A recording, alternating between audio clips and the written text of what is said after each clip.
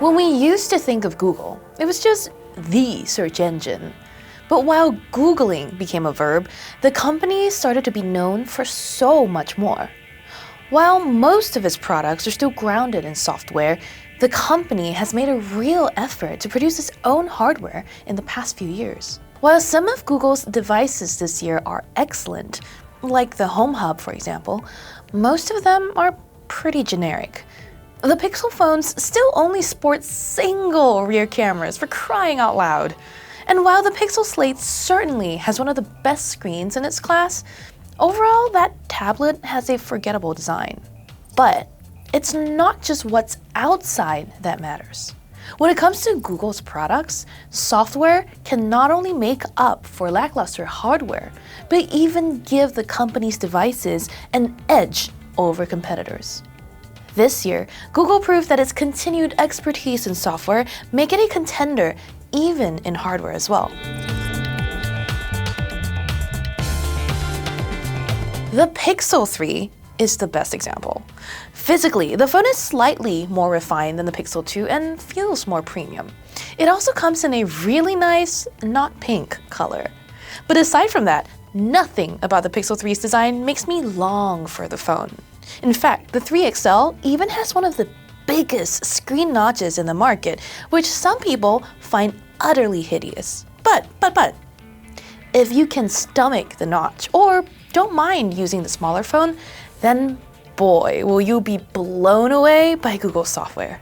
Let's start with my favorite, call screening. On the Pixels, you can have Assistant field calls for you without having to answer the phone or even say a single word. It's easy to underestimate this feature as simply a glorified voice messaging system, but it's so much more than that. Assistant will ask your caller what they want, transcribe what they're saying in real time, and suggest actions for you. So, say you realize it's your doctor calling. You could ask them more questions, dictate a real-time reply, or use a preset action like hang up or promise to call back. Can you do that with voicemail? I don't think so. Obviously, the best application of call screening is in reducing the number of telemarketing and robocalls you answer. But it can also help when you can't speak or just don't want to. And so many people have embraced call screen because it actually solves a problem in our lives.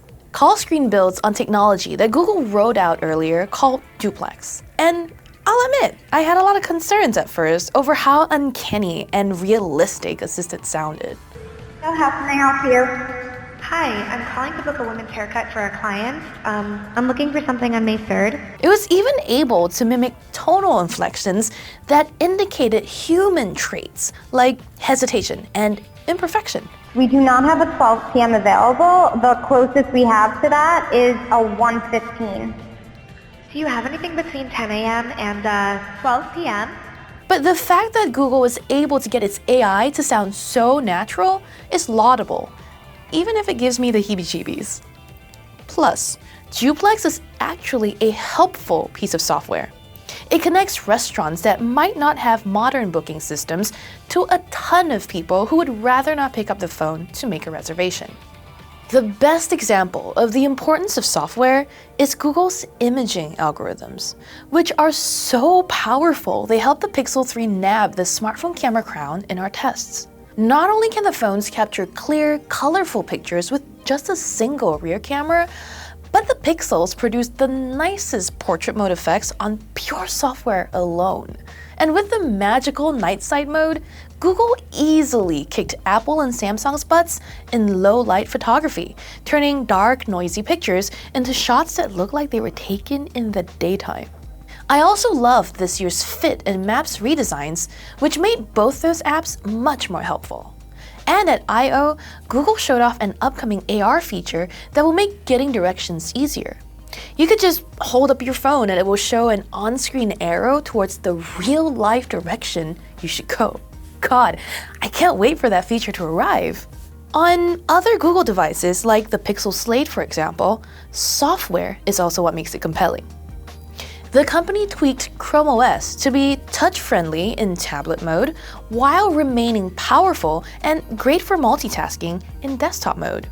Sadly though, and almost ironically, buggy software is what kept the Pixel Slate from delivering its promise of being a great tablet for work and play.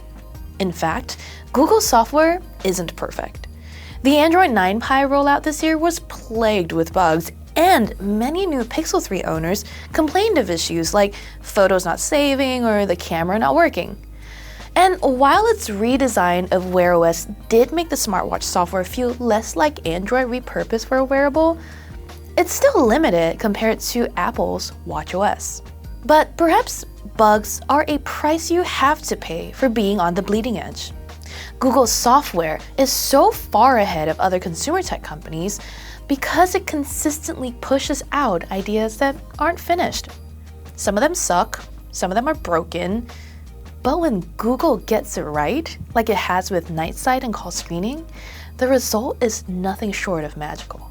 Companies don't often make features that are truly helpful, but in 2018, Google proved its software can change your life.